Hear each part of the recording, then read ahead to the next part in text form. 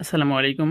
Hello বন্ধুরা, আমার হাতে এসে পৌঁছেছে যশোর বোর্ডের বাংলা প্রথম পত্রের প্রশ্নপত্র। ইতিমধ্যে আমি প্রশ্নটির অ্যান্সার বের করেছি। তোমরা মিলিয়ে দেখো যারা যশোর বোর্ডে আছো, অ্যান্সারগুলো সঠিকভাবে মেলে কিনা।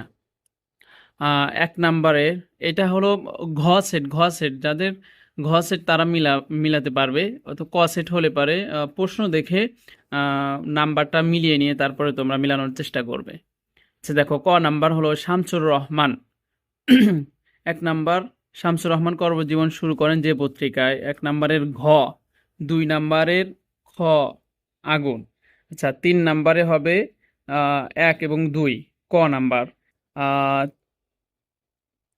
৪ নাম্বারে হবে গ নাম্বার, আমি আমার পূর্বপুরুষের কথা বলছি। আচ্ছা ৫ নাম্বার, ৫ নাম্বার হবে গ, মজিদ। মজিদ।